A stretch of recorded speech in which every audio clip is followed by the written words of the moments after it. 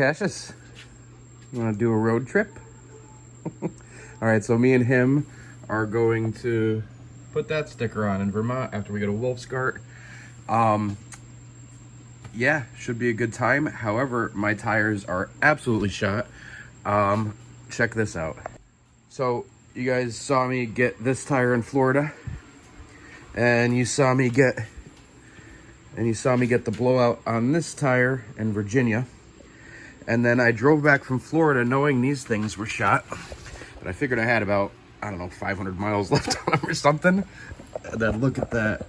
That is, yeah, that's not. And here's the trailer tires. They're not looking too good. I can't believe I drove home like that. So there wasn't any band showing when I was in Virginia. And yeah, so apparently from the ride from Virginia to home did that. So these things have extreme like camber wear. This side's mint, so I really need to do some camber adjustment here. It looks like I could probably do a little bit. So I ordered 2 tires today. There's a tire place in town, or the next town up for me. I called like 20 different tire places today. Nobody could find 265 by 30 19s. Nobody stocks them because they're such an odd size. So I'm getting some off-brand Lionhearts today, supposedly. Yeah, I don't know. So I'm going to put those on, and I'm going to see if I could do a camber adjustment. However, I'm having issues with the camber bolts on this trailer.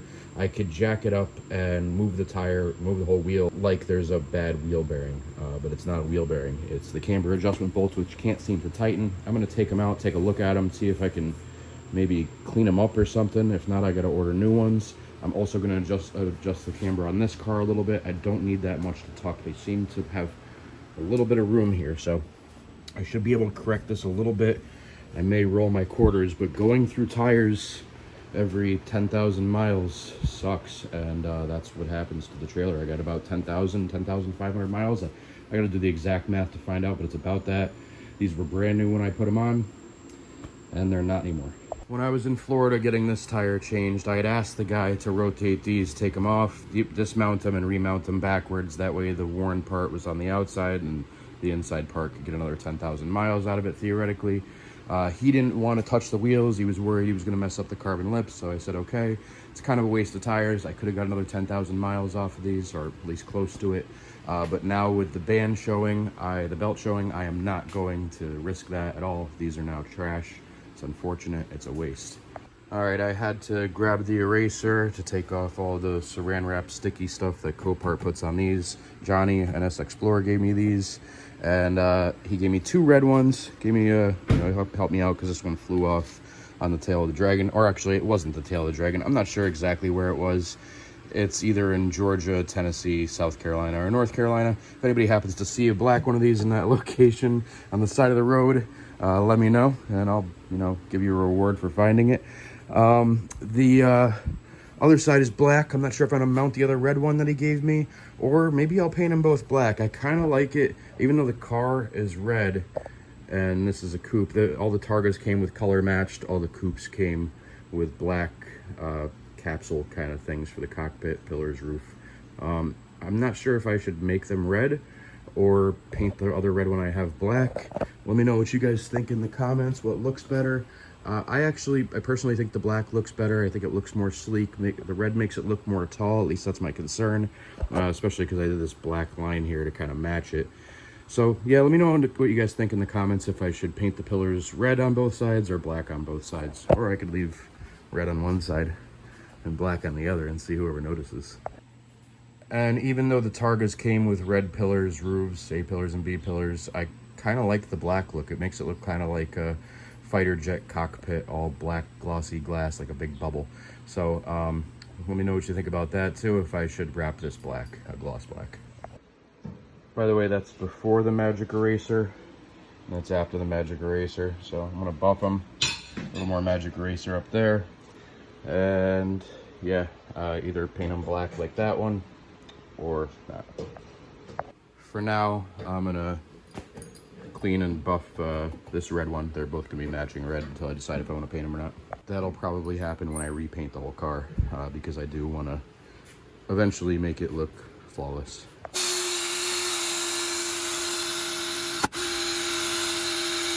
All right, that's as much time as I'm spending buffing these things. I'm not going to bother wet sanding them because they have to be painted anyway. So I'm just not sure if I'm painting them red or black.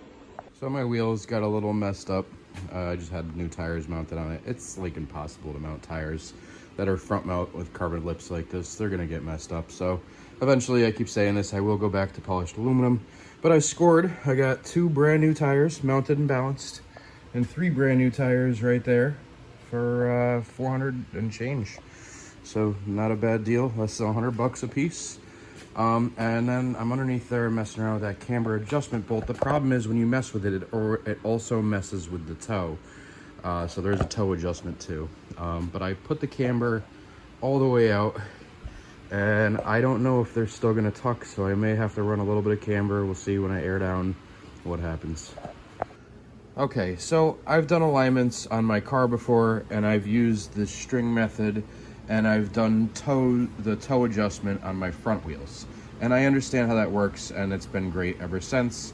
However, I'm trying to attempt to do an alignment on the trailer, which doesn't have front wheels.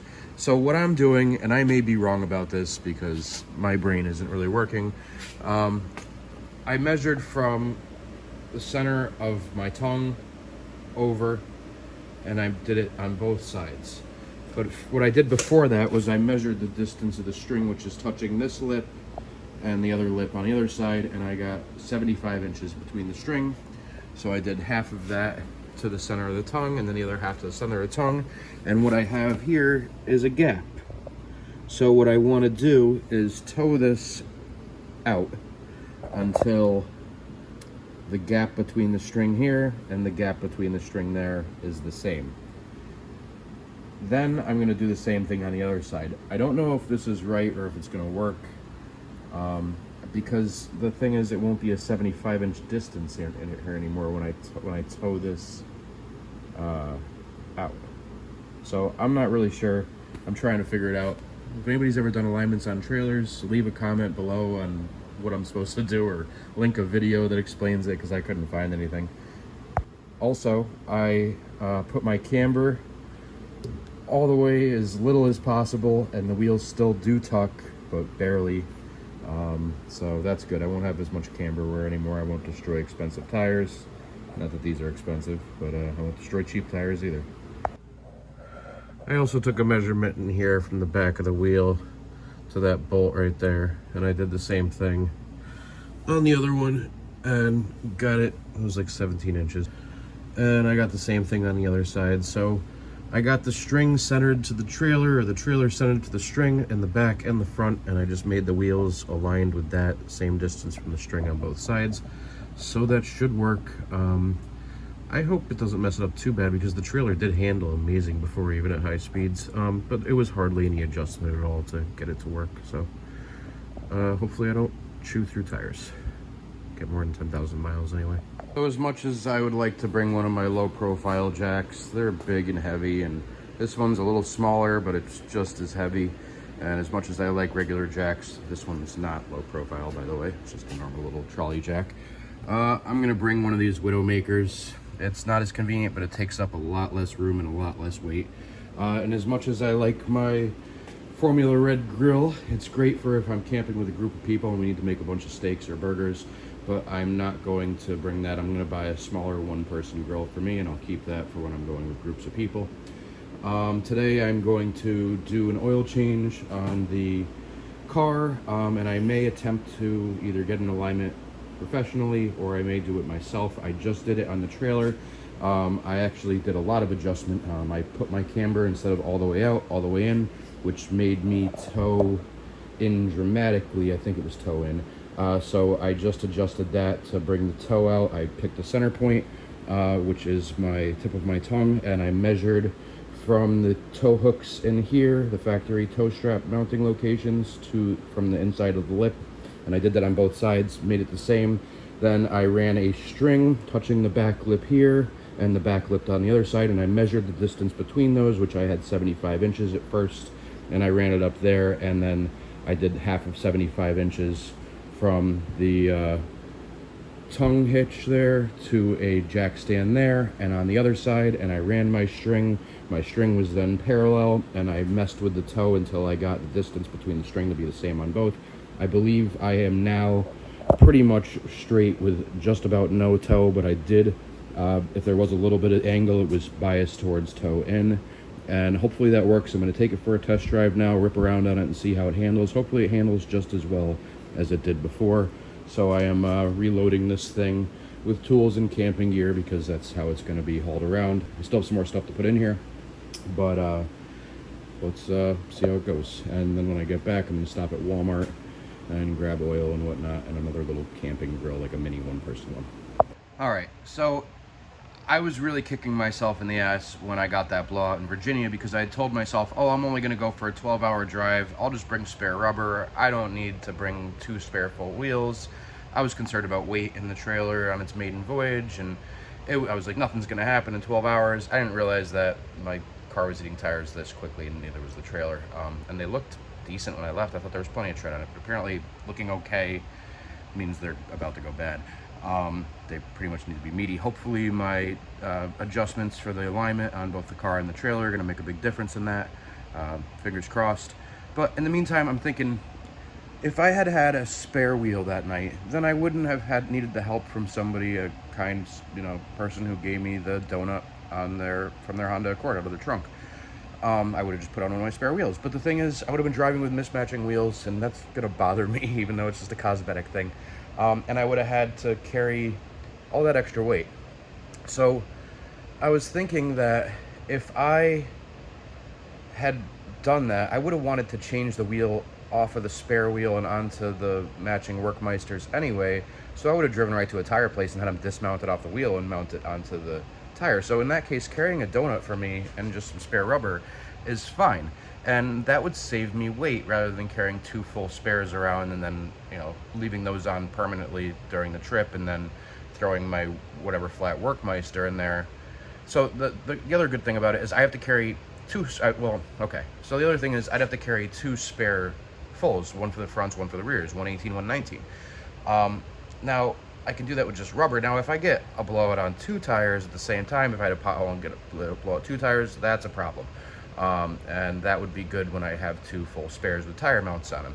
Now, here's that is a problem, but here's what I'm thinking I'm going to do, just to save some weight, and in the unlikely event that I do get 2 blowouts, that'll be unfortunate, and I'll have to call AAA or something, which I do have also. But this is what I'm thinking right now. I'm going to carry a couple spare rubbers, 119, 118.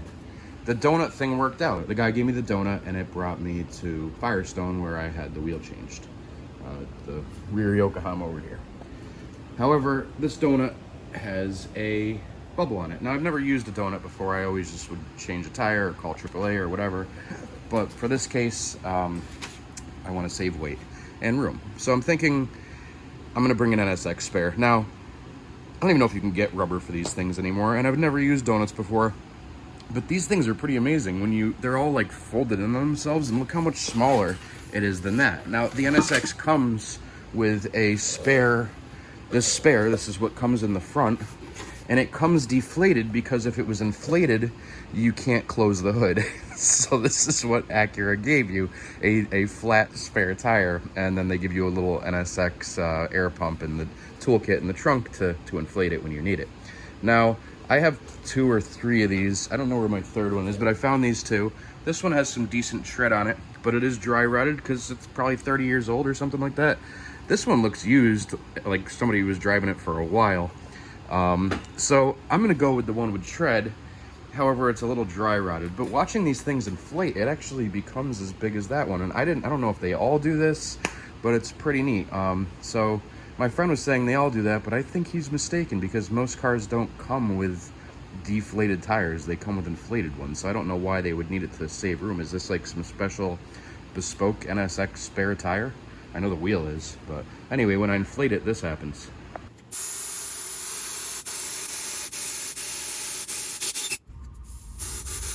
All right, so I just looked it up, and my friend was actually right. A lot of donuts do come deflated like that, and they actually do fold in on themselves. But yeah, pretty neat. So now the question is, as soon as I drive on this thing, if I do get a flat, which hopefully I never do again, but if I do, am I just gonna get a blowout immediately because this thing is dry rotted? I don't know. People kept sending me videos of me driving down the road when they spot me, and the gas cap is always like wide open like that because the wind is coming in here. It's just kind of an open air trailer, or it's coming in through here and it just blows this thing open and it would kind of sit like that. So what I did is I took some rare earth magnets, glued them there and there, because this no longer has the filler neck and everything. It's my battery shut off right there, by the way. So it's useful if I want to turn on and off the air suspension or anything else. And what I did is I just kind of ghetto rigged it with a string here, but it sits really strong. I can't push here to open it like I used to be able to. So I just take the string and pull it. I'll come up with a better solution later, but for now, it'll sit closed. So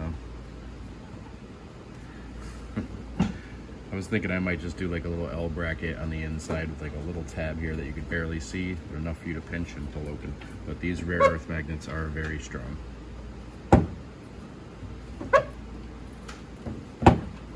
I downsized my grill to that little thing, and I got myself a cast iron pan, and what's sitting in it is the base plate for the little propane tank. So the propane tank sits in that, and then that goes on top. It'll be great for if I just want to boil water and make coffee in the morning and don't feel like breaking out the fire pit and starting a fire.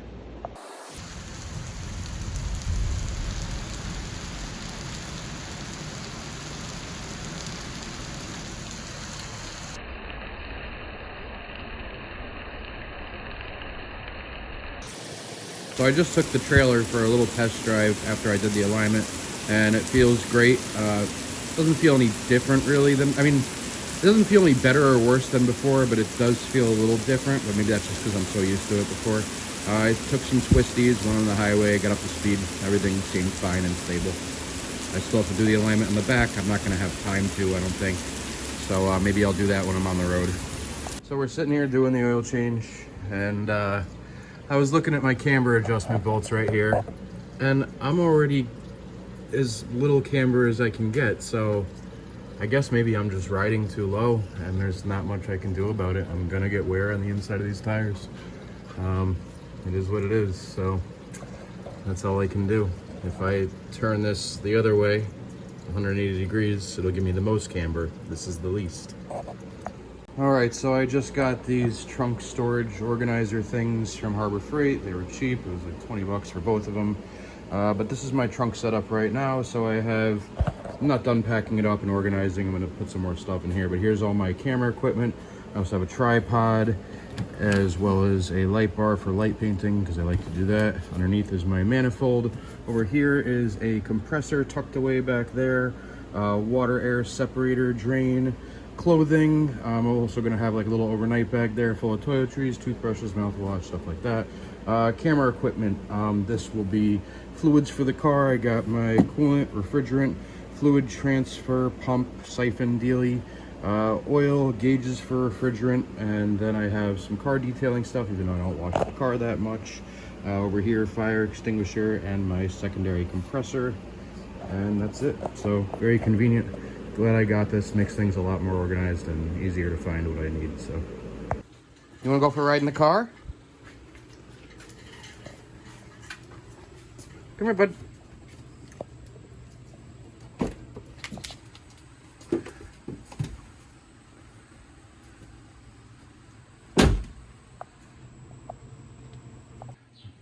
All right, so there's my solution for storing spare tires and my uninflated donut. And I got my fuel there. It's 110 octane for the moto compo, but if I need it for the car, if I ever run out, I got it. It's a small tank. I do want to get a bigger one and mount it in this window somehow. I got a 4-way chalk, and that's it. Fire extinguisher. All right, everybody, thanks for watching. I appreciate you tuning in. I appreciate the support. Don't forget to like, comment, and subscribe below, and stay tuned for more videos coming shortly. I try to release one every week. Thanks.